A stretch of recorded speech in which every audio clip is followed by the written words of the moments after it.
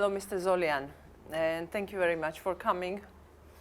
You are in a different status than you used to be in our previous interview, which was several years ago. You used to be an MP then. Did your perspective of perception of the events change? Გამარჯობა. Thank you for thank you for inviting me, and it's a very good opportunity to have this kind of conversation, you know, after being here a few years ago and now being a former politician and a political analyst. I would say yes, of course, my perception of the events changed a lot, and it's changed dramatically, but I don't think it's just me. I think all of Armenia has gone through a period of very serious reflection, and we have understood many things because in this last few years many things happened, some of them tragic, like the war in 2020, and I think all of the country now is in a period of reflection and transformation and trying to understand what went wrong and how to get out of this situation and what do we have to change.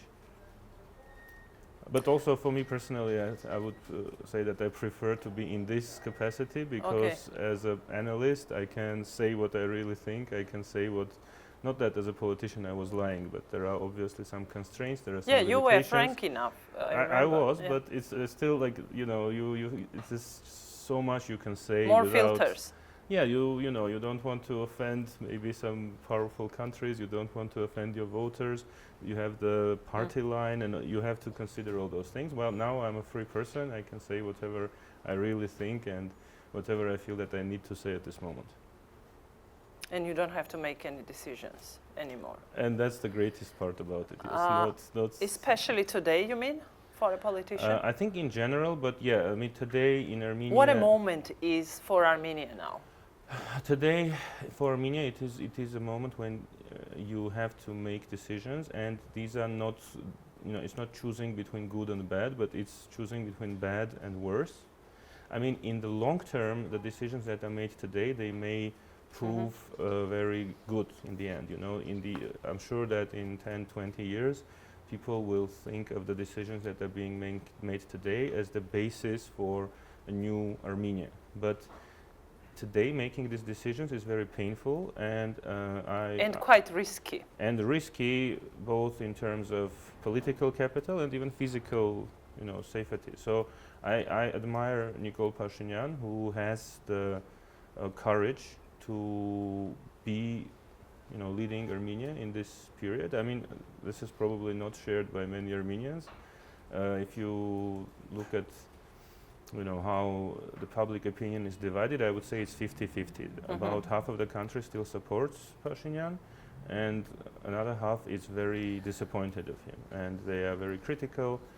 Some people plain hate him, but even in this situation, you don't see many leaders who want to come to power. Actually, if you look at the political landscape, it's almost empty. You have former President Robert Kocharian, who we can talk about him, it's a different story, but other than that, there are not many people, you know, in a situation when the current government is being criticized all the time.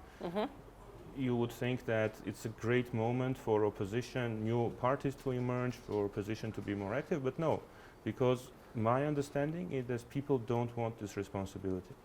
Yeah, because there are decisions to be made on Nagorno-Karabakh, on Artsakh issue, as you call it. Exactly, it's one of the decisions, and it's the most painful. So I would say there are two main sets of decisions that have to be made.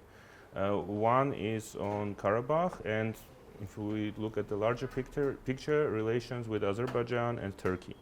So dealing with those conflicts that are more than 100 years old, and of course, in case of Karabakh, you know, you can say it started from 1988, but it's part of this larger issue of relations between Armenia, Azerbaijan, and Turkey. And there, some very hard decisions have to be made. But also, when it comes to relations between Armenia and Russia, some hard decisions also have to be made. And I would say they are being made already. Armenia is, at least my understanding is that today Armenia is trying to break away from Russia. But that's also a hard decision, even though I think now the majority of the population would support it. So the image of Russia in Armenia has changed a lot in the last few years. So majority of population would support Armenia breaking away from Russia. But we still have many ways in which Armenia is dependent on Russia. Its economy, its security, its political institutions. So this is going to be very difficult, and it's also very risky. And it depends on Russia much. Yes, so Not Armenia only on depends decisions made in Yerevan. Obviously, well, the same you can say about Karabakh. Unfortunately, when it comes to Artsakh or Nagorno-Karabakh, again, many things don't depend on Armenia anymore. Unfortunately, and it's a mistake which, you know, all of You said us, anymore. Yes, because unfortunately, before the 2020 war, maybe there was a chance to make some decisions which would have been more beneficial. Maybe there wasn't, but at least Armenia was a stronger power, militarily, politically, and so on. After 2020, Armenia is severely weakened, so the fate of Karabakh today doesn't depend only on Armenia. I think a lot depends on, unfortunately, Russia, and fortunately on the West, because the West has begun to get involved in this issue much more than it did before, but still less than I would like to. So we have a situation. Also, there's the factor of Iran, there's the factor of Turkey, so probably, you know, a part of the picture is what Armenia decides. But Actually, it was never Azerbaijani-Armenia issue only, Nagorno-Karabakh. absolutely, Right. absolutely. So, does Nikol Pashinyan have a team strong enough, and dedicated enough to the country, to him, so that he can rely on at the moment? I think We are not going to discuss persons separate. So I would persons, say he but does have a team which is dedicated enough, because especially after, you know, the events of 2020, people who were not absolutely prepared to go through all this, like me, for example, you know, they left the team. Of course, they were, at least I left politics, but I stayed sort of loyal to the team, and, you know, I didn't have a conflict with them. Some people had conflicts, some people went over to the other side. So the ones who remained, they know what is happening, they know what, you know, they can expect, and at least, you know, Pashinyan probably, you know, hopes that he can rely on them. But unfortunately, the problem is that the state system, the institutions, the bureaucracy we have, it's still this old state system, because we simply don't have enough people to, you know, to take all these positions. And some of these people are very professional. They've been there under the old government, but they were doing their work and they were very professional. But some of these people are not. And then even those who are professional, some of them lack the vision for, you know, this new situation, because it's a very new situation, and especially when it comes to foreign affairs, basically Pashinyan and his close allies, they are sending messages which are very different from what Armenia has been saying and doing before. And this whole state system has to understand where Armenia is moving and has to, you know, go in that direction, and that is quite complicated. Since the second war erupted, Pashinyan was asking Kremlin for fulfilling whatever he thought they were supposed to fulfill. I mean, Russian side. So now, who is not with Pashinyan? Actually, it means the same, more or less. Who is with Armenia now? I mean, with Armenia as a country. You mentioned Turkey several times on the Azerbaijani side. So recently... Who are the actors, international actors? Yes. It's a very good question. So recently there was a public opinion poll done Not in Russia Armenia. anymore, can we say that?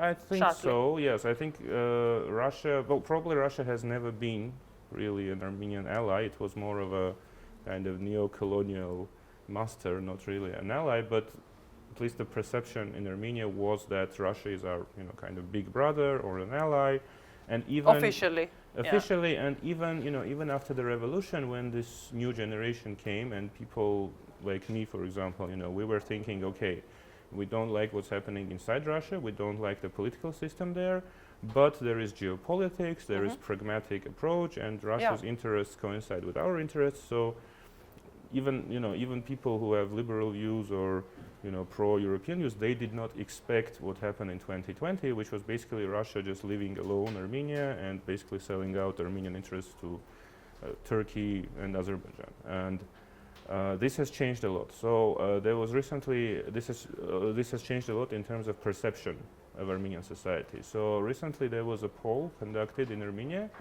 and one of the questions was, who is Armenia's ally?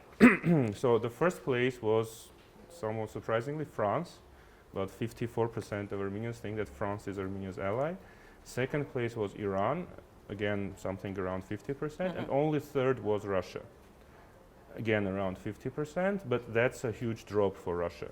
Was there EU on the list, or the US?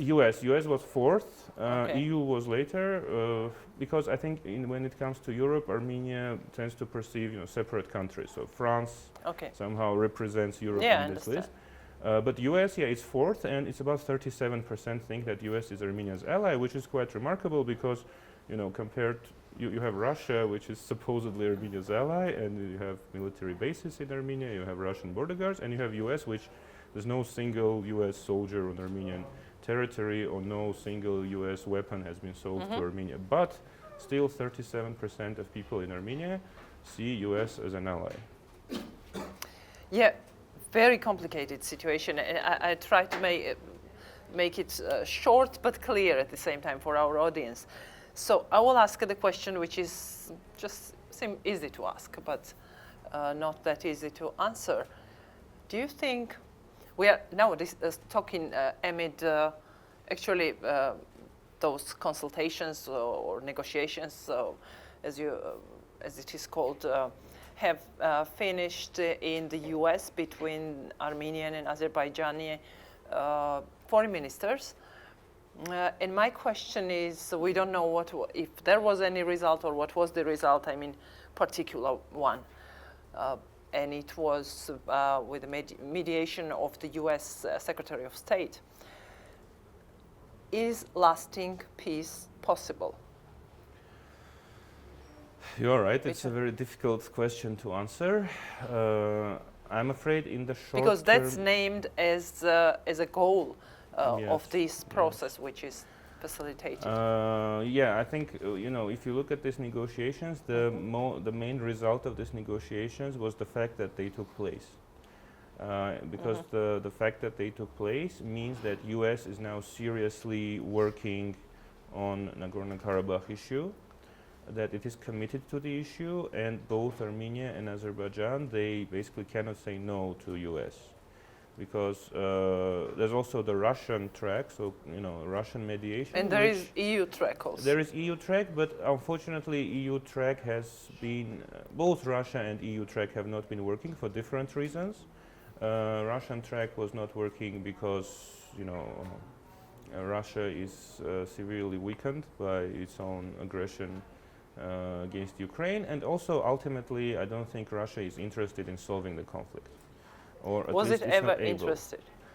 Maybe, if it could have been solved in a way which would make Russia the complete dominant force in the Caucasus, maybe then it would have been interested. That might have been a solution for Russia, not for the South Caucasus countries. I agree completely. And EU, unfortunately, it hasn't been able to somehow, provide some force behind the agreements that were reached. Because, for example, in 2022, there were some agreements reached in Brussels, and then a few weeks later, there was a big, large-scale Azerbaijani attack on Armenian border, not in Karabakh, but proper Armenian border. So EU has been able to change some things. There's a EU monitoring mission, like the one you have in Georgia. There's now a mission almost like that in Armenia. Yeah. Well, not obviously there are some differences, but it's the same kind of mission. And Azerbaijan hasn't agreed to that. So unfortunately, it's only on the Armenian side of the border. So that's very useful, and that has already resulted in a dramatic drop of number of incidents on Armenia-Azerbaijan border. So most incidents that are now happening, violent incidents, are happening in Nagorno-Karabakh, where the so-called Russian peacekeepers are. So you have the monitors who don't have any weapons. They seem more efficient than the Russian peacekeepers who have weapons and, like all kinds of ammunition.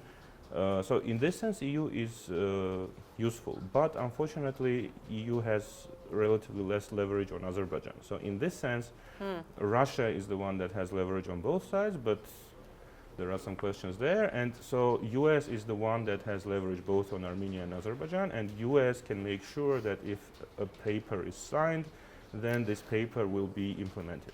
Peace agreement. Can we call this paper? Potential paper? Well, this is what is being called. There's also, in the recent communication, there was this term, normalization of relations, which it probably would make more sense because there was no official war declared between the sides. But ultimately, it doesn't matter what it's called. What matters is that there is a guarantee that it will be implemented, because there's huge asymmetry between the sides today. Armenia and Azerbaijan have very different potential, and there's also Turkey. So you need somebody from international community who will be behind this agreement. Do you expect that the US will be involved with more instruments, I will call like that, in this process? It's hard. Apart from offering a platform or shaking hands of both sides, etc. We saw Antony Blinken on a picture like this between two ministers. It's hard to say at the moment, but US has many different instruments. Obviously, the best option in an ideal world would be to have an international peacekeeping force in the region to replace the Russian peacekeepers. But that's a problem at the moment, also because of Iran. Iran is a player in the region. So on the one hand, Iran, it somehow helps Armenia because it's afraid to have Azerbaijan capture the southern part of Armenia, for example. How far can Iran go officially? But yeah, obviously. In this? Well, there has been recently a couple of diplomatic crises between Azerbaijan and Iran, and apparently the fact that Azerbaijan no longer is trying to advance this idea, maybe partly because of Iran, but obviously Iran is limiting the opportunities for the West to get involved. So it's a very complicated situation here. And I know both of us, we can continue for quite a long discussing these issues. It's very important for Georgia also. By the way, you said so-called Russian peacekeepers.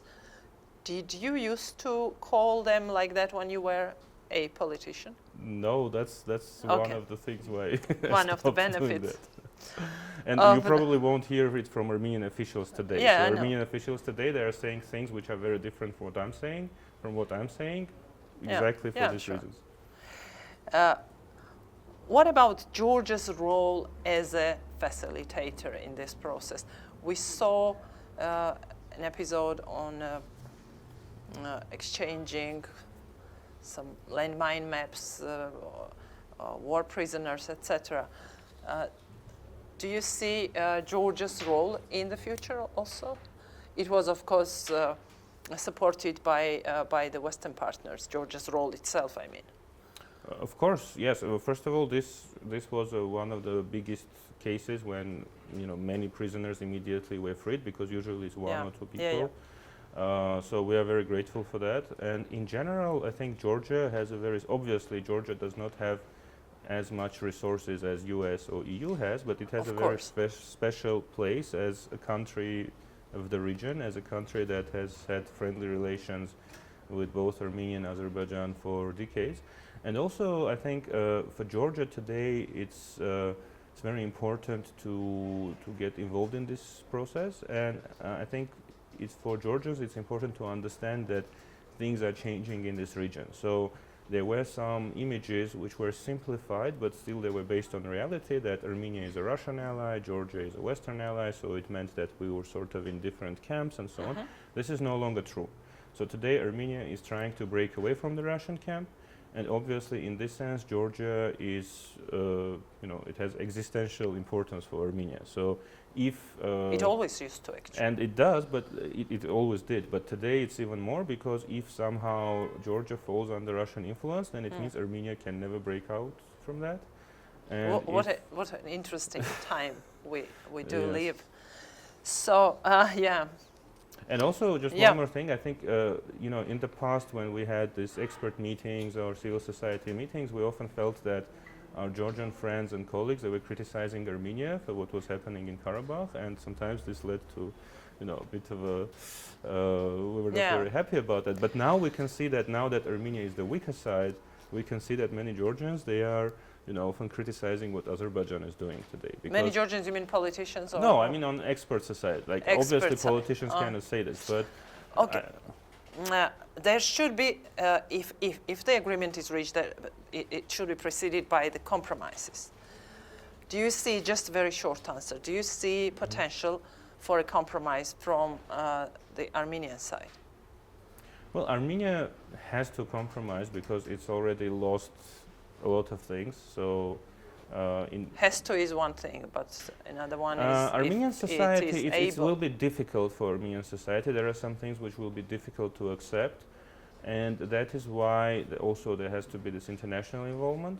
Partly because also Russia is using the sentiment inside the Armenian society to stir things up and to create opposition against Pashinyan. And obviously, the nightmare scenario would be if Armenia is forced to make some compromises which go too far, and Pashinyan has forced to sign this, and then this Russian fifth column, creates instability in Armenia, which will eventually end in, some political analysts are talking of potential Belarusization. Basically the country losing its de facto sovereignty and being dominated by Russian. I don't believe that's possible. I think Armenia has proved that this cannot happen in Armenia, but it's the society, scenario. You mean? Yeah, I think Armenian society, if this didn't happen immediately after the war of 2020, when things were very bad, I don't think it can happen now, but still it's a scenario that we have to be, careful about. Is that the main dilemma for Pashinyan? Well, that, and also the question of guarantees. So Pashinyan he said that I'm prepared to sign any piece of paper which gives guarantees of security to internationally recognized territory of Armenia, and also it gives the opportunity to Armenian people in Nagorno-Karabakh to live there and to exercise their rights. But the question is, what are the guarantees? If it's a paper that is signed by Pashinyan and Aliyev, and tomorrow Azerbaijan decides that this is not enough for them, who will be the power that will stop this from happening? Who will be the power that will put its resources behind this document? That's the other big question. Yeah, there are too many questions, and not many answers at the moment. I guess so it would be naive to think that there is any potential to complete the issue of Nagorno-Karabakh at the moment. We can discuss the peace agreement possibilities, but not of completing the issue itself. Do you think so? I agree. Unfortunately, there's one way of completing the issue, which would be what, unfortunately, Azerbaijan is trying to do now, to make ethnic cleansing of Armenians of Karabakh, because if there are no longer Armenians there, then there's no longer the issue. But I think that's, Azerbaijan, that we know how many refugees had to flee, but emptying the territory does not complete the issue itself. Well, it leaves just for the future. Of course, so it won't solve the issue of enmity of Armenians as Azerbaijanis. It will only make it deeper. But unfortunately, that's how at least some people in Baku, it seems, they see the issue. Do you expect that? We are seeing it happening. I mean, it's a soft ethnic cleansing. There's no large-scale murder or but it is happening because the road is sealed. So Armenians in Karabakh is becoming more and more difficult to live. So obviously the result, if this situation continues, then Armenians will simply leave. There will be a small part left there who will be probably forced to leave. I really hope this doesn't happen, but unfortunately that seems quite a possible scenario. Okay, let's follow the process. Thank you very much. Thank you. Thank you.